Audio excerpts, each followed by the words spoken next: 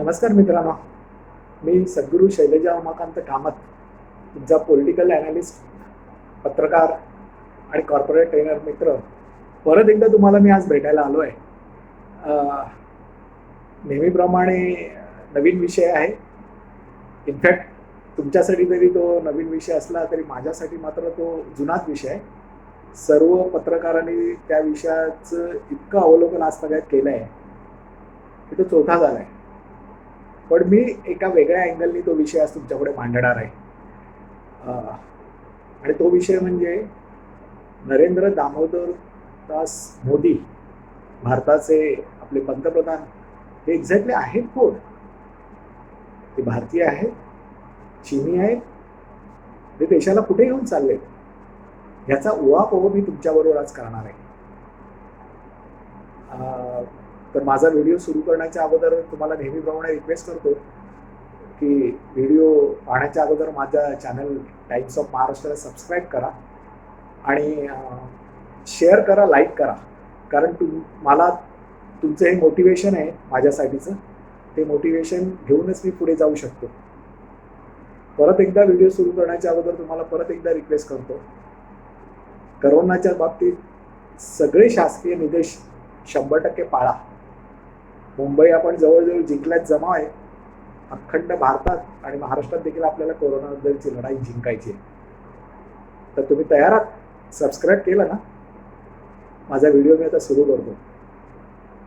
मित्रांनो, 2014 साली प्रचंड बहुमताच्या बळावर नरेंद्र मोदी भारताचे पंतप्रधान झाल्यापासून समस्त विरोधी पक्षाचे राजकीय नेते, समस्त विरोधी पक्ष मोदींना पदच्युत करण्यासाठी सतत कार्यशील आहे. जीएसटी नंतर जीएसटी झाल्यानंतर राफेल, नंतर राफेल झालं, जीएसटी झालं, नोटबंदी झालं, असे अनेक आयुधांचा उपयोग मोदींना पदच्युत करण्यासाठी विरोधी पक्षांनी गेल्या 6 वर्षात केलेला आहे. पण तरी देखील या सर्वांच्या नाकावर टिचून 2019च्या लोकसभेच्या इलेक्शनमध्ये रयतेने मात्र नरेंद्र मोदींच्या नेतृत्वावरच विश्वास दाखवून त्यांना परत एकदा देशाचं नेतृत्व पंतप्रधान म्हणून करण्याची संधी प्राप्त करून दिली. नरेंद्र मोदी देखील गुजरात मॉडेलचा डंका पिटीत सत्तेवर आले. पण कालांतराने काय झालं, हे त्यांचं जे गुजरात मॉडेल होतं हे एक प्रचंड गौड बंगाल आहे, हे जनतेच्या आणि रयतेच्या लक्षात आलं. हे जर लक्षात आलं तर मग 14 वर्ष नरेंद्र मोदी गुजरातमध्ये मुख्यमंत्रीमध्ये राहिलेच कसे, ह्याचा उहापोह मी करणार आहे. नोटबंदी, जीएसटी, राफेल, त्यानंतर CBI, ED, IB अशी अनेक मोहिनी अस्त्र वापरून जनतेला, विरोधी पक्षांना, विरोधी नेत्यांना झोडपून परत एकदा 2019च्या लोकसभेच्या निवडणुकीत मोदी परत आले. हे कसं काय आणि यांच्या यशाचं गमक काय? आणि ह्या प्रचंड अभूतपूर्व अशा यशाचा उपयोग करून नरेंद्र मोदी भारताचे सध्याचे पंतप्रधान हे भारतीय जनमानसाला कुठे घेऊन चाललेले आहेत? त्यांची राजकीय आणि आर्थिक धोरणं भारताला कुठे नेऊन ठेवणार आहेत, याचा उहापोह आज मी तुमच्यासमोर करणार आहे. चला तर मग आपण सुरू करूया. प्रथम आपण त्यांच्या गुजरातचं उदाहरण घेऊया. मोदींच्या गुजरात मॉडेलने गुजरातचं काही मोठं भलं केलं नाही.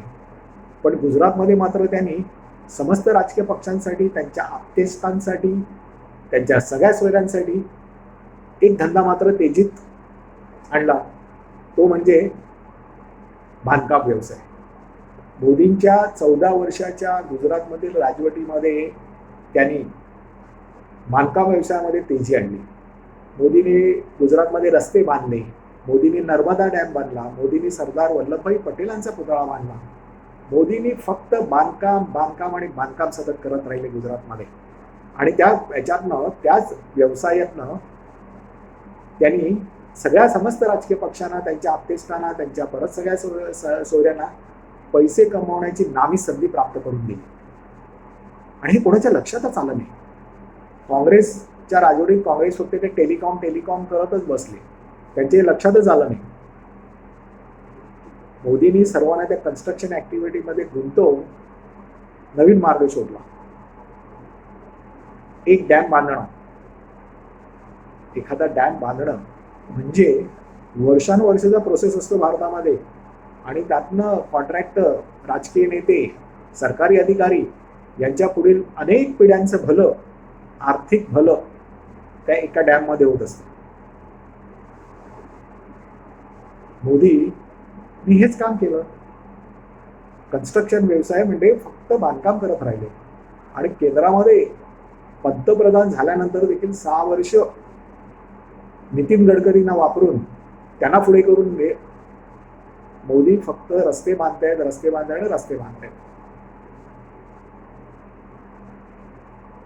14 वर्ष जेव्हा ते मुख्यमंत्री होते गुजरातचे, तर मुख्यमंत्री म्हणून सर्वच मुख्यमंत्र्यांना परदेश दौऱ्याची संधी मिळते. तशी ती संधी नरेंद्र मोदींना देखील मिळालीच. पण नरेंद्र मोदींचे बहुतेक दौरे, परदेश दौरे हे चीनमध्ये झाले. कमी वेतन, कामाचे अधिक तास, नंतर कामगार कल्याण आणि कामगार हितसंबंधांचे कायदे आणि त्याची अंमलबजावणीचा अभाव, याच्यामुळे चीनमधील कामगारास कायम अस्वस्थ राहिला, असंघटित राहिला आणि असुरक्षित राहिलं. त्यामुळे तुम्ही चीनमधील आत्महत्येचं प्रकरण जर स्तर बघितला तर चीनमधील सर्वाधिक आत्महत्या ह्या नेहमी कामगारांच्या होतात.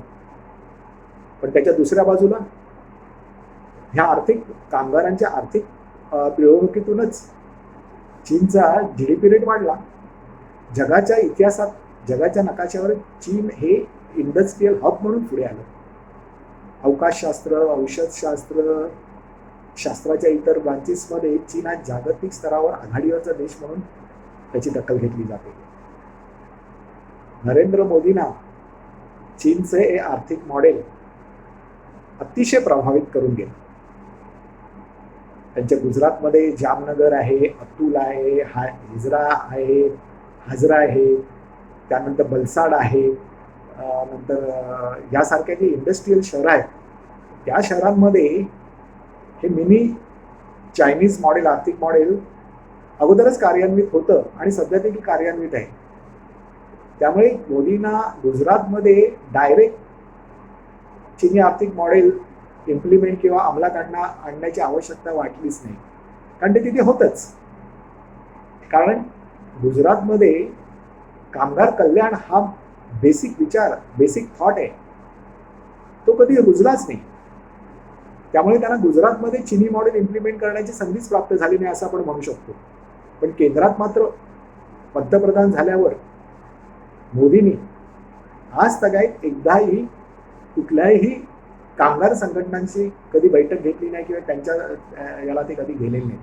पण दुसऱ्या बाजूला ते सतत उद्योगपतींच्या विविध संघटना यांच्याबरोबर चर्चा, वैयक्तिक भेटीगाठी, त्यांच्या कार्यक्रमाला जाणं, या गोष्टी ते करत आले. आणि ह्याच माध्यमातून त्यांना अभिप्रेत असलेलं, ते प्रभावित झालेले जे चीनी आर्थिक मॉडेल आहे, जे मी आता तुम्हाला सांगितलं, कामगारांचे पिळवणूक करणारं जे चीनी आर्थिक मॉडेल आहे, ते भारतामध्ये त्यांना मिळालेल्या पाशवी बहुमताच्या बळावर ते आणू पाहत आहेत. त्यासाठी तर इंडस्ट्रियल डिस्प्यूट ऍक्ट मधली ते सुधारणा करण्याचा प्रयत्न करत आहेत.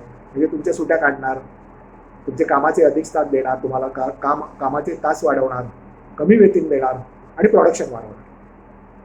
हे कायद्याद्वारे प्रस्थापित झालेल्या लोकसभा आणि राज्यसभेमध्ये तसे इंडस्ट्रियल डिस्प्यूट ऍक्ट मध्ये बदल करून ते मोदी चायनीज इकॉनॉमिक मॉडेल इथे आणू पाहत आहेत असं वाटतंय, असं तज्ञांचा अंदाज आहे.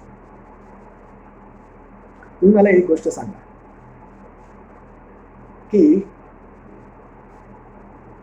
त्यांनी जो कन्सेप्ट दिला EZ बिझनेस, स्टार्टअप, यांना भारतामध्ये किती उद्योग सुरू झाले. आणि एखादा तरुण मुलगा किंवा प्रस्थापित उद्योगपती एखादा नवीन नवीन इनिशिएटिव्ह घेऊन काही नवीन करण्याचा विचार जेव्हा करतो तेव्हा त्याला पहिली भीती वाटते ते सीबीआयची, आयबीची, ईडीची. कधी नोटीस येईल, कधी एन्क्वायरी होईल, कधी समन्स येईल, कधी चौकशी होईल आणि कधी अटक होईल याची शाश्वती त्याला नसते. त्याचं काही धडधडत असतं. इतका प्रचंड मोठ्या प्रमाणात आज मोदींचा टॅक्स टेररिझम भारतात अंमलात आलेला आहे. काँग्रेसच्या कारकिर्दीतही कधी अशा प्रकारचा टॅक्स टेररिझम नव्हता. सतत या लोकांना भीती वाटत असते कधी काय होईल याची कोण गॅरंटी देऊ शकत नाही. अहो, सामान्य माणसाला ते आधार कार्ड जे दिलं आहे आपल्याला आपल्या आयडेंटिटीसाठी ते बँका आणि सर्व सरकारी योजनांना जोडून सामान्य रयतेला देखील त्यांनी त्यांच्या टॅक्स टेररिझम मध्ये आणलेलं आहे. मग राहिलं काय? मोदी किती म्हणत असले की नाही तरी तो टॅक्स टेररिझमची जी लेवल आहे ती प्रचंड आहे, अति प्रचंड आहे. त्यातनं कोणच वाचत नाहीये. तुम्ही बघायला गेलात त्याच्यामध्ये कोण वाचत नाहीये.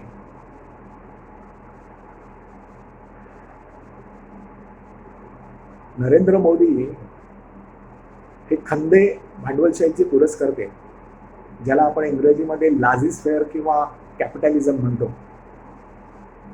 पण capitalism, what is the basis of capitalism? The tremendous high level competition among the industrial lobby is the basis of capitalism. पण मोदींचा जो कॅपिटलिझम आहे तो कॅपिटलिझम नाही, स्पर्धात्मक कॉम्पिटेटिव्ह कॅपिटलिझम नाही आहे. मोदींचा जो कॅपिटलिझम आहे that is a crony capitalism. म्हणजे मला आवडणाऱ्या उद्योगपतींनाच मी पुढे देणार, त्यांचीच डेव्हलपमेंट करणार, त्यांना हव्या असलेल्याच इंडस्ट्रीज मी पुढे आणणार, त्यांना पाहिजे तीच धोरणं मी अंमलात आणणार कायद्याद्वारे प्रस्थापित झालेल्या संसदेचा उपयोग करून. आणि हे करताना ते बिंदासमध्ये मोदी भेदभाव करून गुजरातमधल्याच उद्योगपतींना म्हणजे अंबानी आहे, अडाणी अशा उद्योगपतींना पुढे आणण्याचा सतत प्रयत्न करत असतात. आणि हे करताना ते पंतप्रधानांच्या भूमिका सोडून, पंतप्रधानाची त्यांची जी लिगल स्टेटस तो सोडून ते मुख्यमंत्र्यांच्या भूमिकेत शिरतात. राफेलच्या प्रकरणी काय झालं तुम्हाला माहिती आहे? एक बँकरप्ट असा अनिल अंबानी हा उद्योगपती, याला भारताच्या संरक्षणाच्या प्रपोजलमध्ये त्यांनी गुंतवलं. त्यांना कसलाही डिफेन्स इक्विपमेंट मॅन्युफॅक्चरिंगचा अनुभव नव्हता. त्याला राफेलच्या प्रोडक्शनमध्ये त्यांनी इन्व्हॉल्व केलं. याला काय म्हणातो? हे सर्वांना माहिती आहे त्यांनी काय काय केलं. ज्या अनिल अंबानींना BACS मुंबईमध्ये विद्युत पुरवठा करणारी जी सक्सेसफुल कंपनी होती गेल्या अनेक वर्षे, ती साधी इलेक्ट्रिक कंपनी चालवता आली नाही. त्यांना सगळीकडे स्वतःला बँकरप्ट म्हणून घोषित करावं लागलं. त्यांच्या भावाला त्याला मदत करा अशा कंपनीच्या, अशा माणसाच्या हातात त्यांनी हिंदुस्तान एरोनॉटिक्स लिमिटेड ही सरकारी उपक्रमाच्या कंपनीला डावलून अनिल अंबानीला पुढे आणण्याचा प्रयत्न केला. हे सर्व सुरू आहे. त्यांच्या क्रोनी कॅपिटलिझम मी तुम्हाला एक ज्वलंत उदाहरण सध्या झालेलं देतो. Solar energy corporation of India ही भारत सरकारचा एक उपक्रम आहे. सोलर एनर्जी म्हणजे सौर ऊर्जा हा कन्सेप्ट भारतामध्ये पॉप्युलर सुप्रसिद्ध करण्यासाठी, इम्प्लिमेंट करण्यासाठी solar energy corporation of India आणि NTPC या सरकारी कंपन्यांनी प्रचंड पैसा ओतला. परदेशांना कॉस्टली इक्विपमेंट इथे आणले. जनमानसाला त्या सौर ऊर्जेचं महत्त्व पटवून दिलं. आणि अशा स्टेजला ह्या सौर ऊर्जेच्या इंडस्ट्रीला त्याने आणून सोडलं की आता सौर ऊर्जा, solar energy is a commercially viable project. आणि मग विचार आला की आता आपण एवढी इम्पोर्टेड महागडी इन्स्ट्रुमेंट कशाला इंडियामध्ये इम्पोर्ट करायची, त्यापेक्षा आपण इथे स्वतः मॅन्युफॅक्चर करू. कारण ह्याच कंपन्यांनी फिजिबिलिटी रिपोर्ट, इक्विपमेंटसाठी सगळा खर्च जो काय होतो ते ह्या कंपन्यांनी केला होता.